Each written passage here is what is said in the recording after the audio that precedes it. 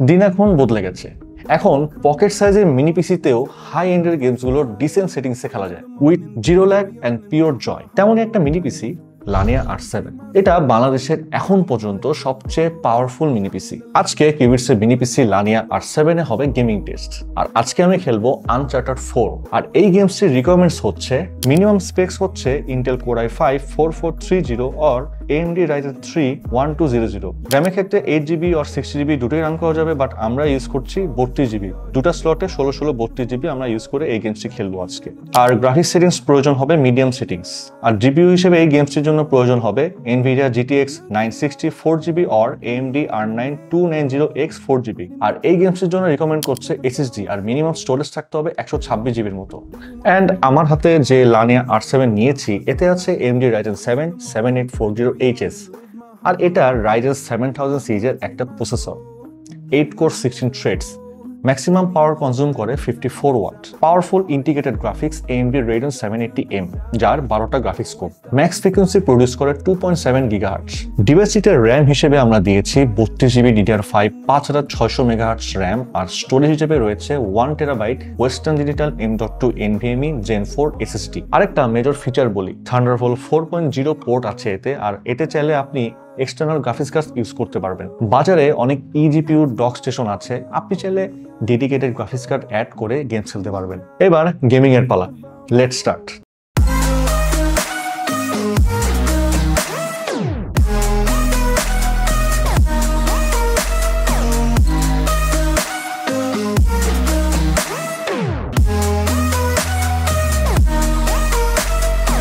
তো আমরা এখন আনচার্টার্ড 4 গেমসটি খেলবো, বাট এই গেমসটি খেলার আগে একটা কথা বলে নিই, সেটা হলো এই গেমসটির জন্য বেসিক্যালি আমাদের প্রয়োজন হয় ডেডিকেটেড জিপিইউ, মানে RTX সিরিজের, সেটা 2 সিরিজ 3 সিরিজ অথবা 4000 সিরিজের যেটাই হোক না কেন, এটা এই গেমসের জন্য একটা best graphics card. But integrated যে জিপিইউ, তার মধ্যে আমি মনে করি এই 780M জিপিইউটা এই গেমসের জন্য ভালো একটা পারফরমেন্স দেবে।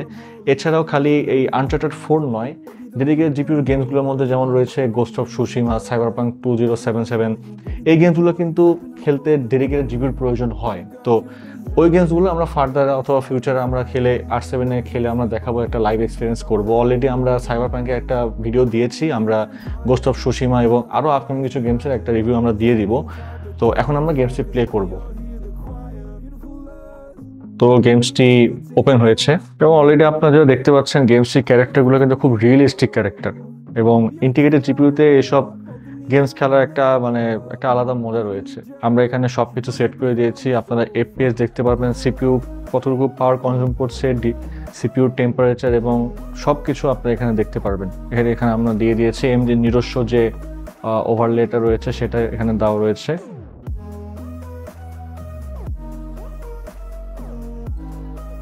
গেমটি স্টার্ট করার আগে আমি গেমসের সেটিংসটা আপনাদেরকে দেখিয়ে নিব। এখানে আপনারা দেখতে পাচ্ছেন আমরা ফুল রেজলিউশনে গেমসটি খেলছি, 1920x1080। আর AMD অ্যাডভান্স একটা ফিচার হচ্ছে এটা কিন্তু যে কোনো হাই এন্ডের গেমসটিকে অপটিমাইজ করে। যেমন আপনারা দেখতে পাচ্ছেন AMD FSR 2 এটার মাধ্যমে গেমসটা আলট্রা পারফরমেন্সটা সেট করে দিয়েছে। তো যেটার কারণে আমি এখানে দেখতে পাচ্ছেন আপনার ফুল রেজলিউশনে গেমসটি রয়েছে এবং গ্রাফিক্স দেখাবো। আপনার এই যে প্রিসেটটা কিন্তু আমরা একদম হাই দিয়েছি, একদম ডিফল্ট যে হাই সেই জিনিসটা আমরা এখানে রেখে দিয়েছি। পুরো আমাদের সিস্টেম হাই সেটিংস, কিন্তু AMDর এই অ্যাডভান্স ফিচারের কারণে আমরা একটা ভালো পারফরমেন্স পাবো। এখানে দেখতে পাচ্ছেন AMD Radeon 780M গ্রাফিক্স, এবং মোটামুটি আমরা একটা হাই সেটিংসে গেমটি খেলবো। এবং এখানে আপনারা এটাও দেখতে পাচ্ছেন যে এস্টিমেটেড ইউজেজ 3519 এবং টোটাল রয়েছে আমার 1903। তো আমরা এখন গেমসটি স্টার্ট করব এবং দেখবো যে এটা কীরকম পারফরমেন্স পাওয়া যায়। তো এখানে দেখতে পাচ্ছেন লোডিং হওয়ার সময় গেমসটিতে কী পরিমাণের ইউটিলাইজেশন হচ্ছে, CPU utilization, GPU temperature, CPU temperature সব কিছু এখানে শো করছে, আপ ডাউন করছে। এবং CPU টেম্পারেচার এখানে হাইয়েস্ট 93 পর্যন্ত উঠেছিল, এখন আবার 86.1-এ চলে গিয়েছে, 74.3, 72, এটা আমার অ্যাভারেজ টেম্পারেচার। তো আমরা এখন গেমসটি খেলবো।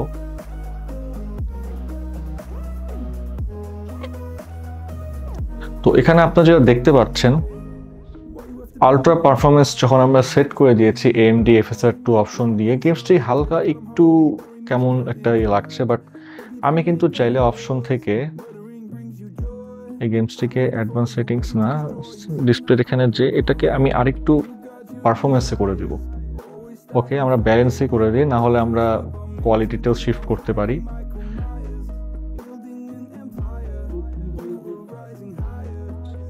তো এখন আপনারা দেখেন আগের থেকে কিন্তু যথেষ্ট স্মুথ একটা পারফরমেন্স আমরা পাচ্ছি, এবং আমার এফপিএস কিন্তু 54, 58 এরকম রয়েছে। আপনি দেখতে পাচ্ছেন সব ডিটেলসে রয়েছে, এবং এনভায়রনমেন্টে শুরু করে প্রত্যেকটা এজ কিন্তু ভালো ক্লিয়ার দেখা যাচ্ছে হাই সেটিংসে। এবং অবশ্যই কিন্তু AMD এটাকে অপটিমাইজ করেছে, ওর যে ইন্ডিকেটেড জিপিইউ রয়েছে এটা দিয়ে কিন্তু অপটিমাইজ করেছে। তো আমরা এখন গেমসটি খেলে দেখবো একটু। সো গেমসটি কিন্তু আপনারা দেখতে পাচ্ছেন যে 75, 74 এরকম কিন্তু তার এফপিএস শো করছে, আবার মাঝে মাঝে 90-র দিকেও শিফট হচ্ছে। মোটামুটি হাই সেটিংসে খেলার পরেও কিন্তু গেমসটি আপনার টেম্পারেচার তুলনামূলকভাবে খুব কম খাচ্ছে, যেমন 74 মানে অ্যাভারেজ রয়েছে আর কি, যেটাকে বলা হয়। তো আপনারা এখানে দেখতে পাচ্ছেন এটা কিন্তু নর্মাল একটা মোড হিসেবে রয়েছে, বাট আমরা একটা ফাইটিং সিন দেখতে পাচ্ছি, এবং এখানে কিন্তু 100+ এফপিএস শো করছে।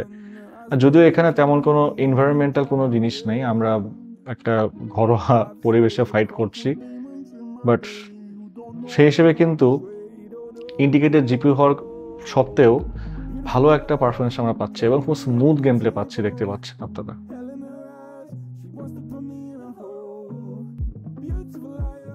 সো গেমসটি গেম প্লে করার সময় এখানে এভারেজ জিপিইউ টেম্পারেচার ছিল প্রায় 72 থেকে 75 এর মতো, এবং সিপিইউ টেম্পারেচার ছিল 72 থেকে 76 অথবা 77 পর্যন্ত আমরা পেয়েছি, এবং টোটাল 32 জিবি র্যামের মধ্যে মাত্র 17.9 জিবি সিস্টেম মেমোরি তারা ইউটিলাইজ করেছে। আর এখানে দেখতে পাচ্ছেন জিপিইউ পাওয়ার কনজাম্পশন করছে মাত্র 53-54 ওয়াটের মতো, যেটা আমরা অলরেডি বলে দিয়েছি। যেখানে একটা ডেডিকেটেড জিপিইউ অথবা ডেস্কটপ সিস্টেমে প্রায় 550 ওয়াটের মতো পাওয়ার কনজিউম করে, সেখানে এখানে মাত্র দেখতে পাচ্ছেন 53-54 এরকমই যাচ্ছে। এটা ডিপেন্ড করে আপনার গেম প্লের উপরে। আপনি যদি আরো ভালো হাই গ্রাফিক্সে খেলতে চান তাহলে হয়তো বা আর একটু করতে পারে, বা সেটা অবশ্যই 60-র উপরে যাবে না, হাই 64 ওয়াট পর্যন্ত পাওয়ার কনজিউম করবে সেটা। আর আপনি যদি হাই এন্ডের গেমসগুলো থেকে আরও ভালো একটা স্মুথ এক্সপিরিয়েন্স পেতে চান, তাহলে আমাদের এই ডিভাইসে রয়েছে USB 4.0 থান্ডারবোল্ট পোর্ট, যেটাতে আপনি eGPU ইউজ করে গেমসটি খেলতে পারবেন। সেই eGPUতে আপনি চাইলে RTX, GTX যেটাই ইউজ করতে চান না কেন, আপনি সব গ্রাফিক্স কার্ডই ইউজ করতে পারবেন। তো ওভারঅল পারফরমেন্স যদি আমি বলি, তাহলে এই একটা ছোট ফর্ম ফ্যাক্টরের মিনি পিসি থেকে যে পারফরমেন্স আমি পেয়েছি, এটা খুবই একটা ডিসেন্ট পারফরমেন্স, এবং আমাদের যারা গেমার ভাইরা রয়েছেন তারা কিন্তু অবশ্যই এটাতে হাই এন্ডের গেমসগুলো চাইলে খেলতে পারবেন, এবং আপনারা কিন্তু চাইলে এটা দিয়ে multiplayer plus video streaming, gaming streaming সবই করতে পারবেন। কেমন লাগলো লানিয়া R7 এর গেমিং পারফরমেন্স, সেটা অবশ্যই জানাবেন। আপনি যদি নিজে চান এভাবে গেমস খেলে পারফরমেন্স টেস্ট করে, চলে আসুন আমাদের অ্যাড্রেসে। আমাদের address Mirpur shopping centre, level 11, Mirpur 2, Dhaka. বাজারে লানিয়া R7 এর 3টি ভেরিয়েন্ট এখন অ্যাভেলেবেল আছে, আর এই ডিভাইসটির প্রাইস শুরু হচ্ছে মাত্র 57,999 টাকায়। আর যদি বাজেটের কথা বলি, আপনি যদি একজন গেমার হয়ে থাকেন, স্পেক্স অ্যান্ড পারফরমেন্স ওয়াইজ এটা আপনার জন্য একটা বেস্ট ডিল। ডিভাইসটি এখনই পারচেস করতে ভিজিট করুন mycubis.com।